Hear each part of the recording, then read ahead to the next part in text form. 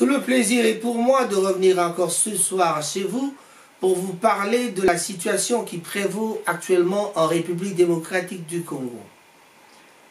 Chers amis internautes, bonsoir. Votre interlocuteur, Raphaël Ngomatsassa. Dans un nouveau studio Rango, aujourd'hui je vais vous parler de la situation qui prévaut actuellement en République démocratique du Congo.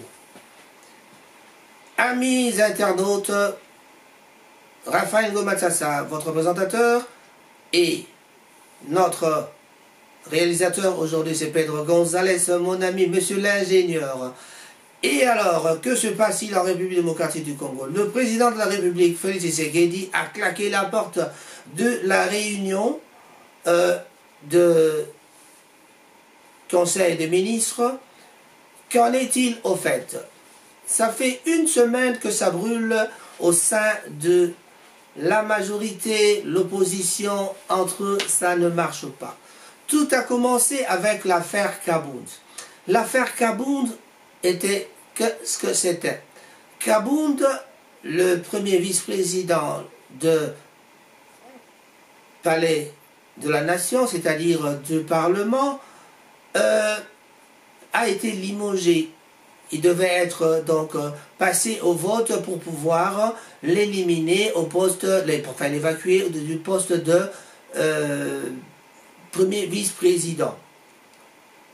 Monsieur Jean-Marc Kabound a couru vite pour aller à la magistrature suprême, au conseil de magistrature, pour pouvoir porter plainte. Il a porté plainte et la Cour suprême de justice a bien voulu surseoir ce vote. Malheureusement, les députés étaient venus ce soir-là pour aller faire leur travail pour lequel ils ont été votés pour. Mais malheureusement, qu'est-ce qui se passe? Ils arrivent devant le palais du peuple, personne ne veut leur faire entrer.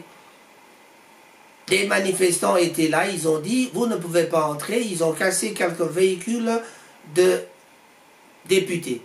Mais alors, que se passe-t-il? Monsieur Kabound, lui que vous avez traité de moins intelligent, monsieur l'électricien, il était là derrière en train de regarder, il observait. Mais alors, plus tard, les manifestations ont continué par rapport à la proposition de loi Sakata et Aubin Minaku. Aubin Minaku et M. Sakata ont proposé une loi comme quoi le ministre de la Justice devait être un peu au-dessus de la magistrature pour pouvoir donner la proposition de nomination de magistrats, donner un peu de pouvoir au ministre de la Justice pour pouvoir être un peu au-dessus. Pourtant, les magistrats ont toujours été nommés par le président de la République. Ces manœuvres-là ont été jugées vraiment mauvais par rapport à ceux qui travaillent pour le gouvernement, disant que monsieur le ministre de Justice avait peut-être une pensée derrière, c'est-à-dire dans la pensée plutôt de M. Aubin Minaku et Sakata, leur loi avait été quelque chose qui devait, qui frôlait un peu de casser, donc ne pas respecter la Constitution. Parce que la Constitution de la République démocratique du Congo dit ceci. Mobé Koli Konzi, comme ils le disent eux-mêmes, Mobé Koli Konzi dit ceci, que pendant que nous sommes en état d'urgence, on ne peut pas faire quoi que ce soit, on ne peut pas prendre une décision, on ne peut pas modifier la Constitution. Eh bien voilà, les députés que nous connaissons, M. Aubin Minaku, l'ancien président de l'Assemblée nationale, et M.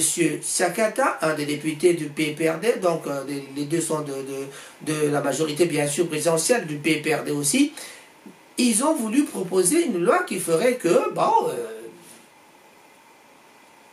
le ministre de la Justice aurait une suprématie vis-à-vis de la magistrature suprême. Les magistrats n'ont pas accepté non plus, mais que se passe-t-il en ce moment-là? Le ministre de la Justice, M. Tunda, a dû donner son avis favorable et renvoyer au Parlement pour permettre aux députés de voter la loi. Malheureusement, la population a manifesté. Arrivé à la réunion du Conseil des ministres, M. le Président Félix-Antoine Tshisekedi Tshilombo n'a pas voulu, absolument, il a claqué la porte. Et voilà que la clé du problème, quand M. Tshisekedi, le président de la République, a claqué la porte, c'est la clé du problème. Et voilà, on ne sait plus continuer la réunion. La réunion n'a pas su avoir lieu comme il faut. Et voilà la clé du problème. Le ministre de la Justice a finalement été entendu par la magistrature. Mais qui a fait arrêter M. Tunda? Qui a fait arrêter? Qui a fait que M. Tunda, Sylvain Tunda, a d'être entendu par le magistrat? Le magistrat a appelé, a interpellé au parquet M.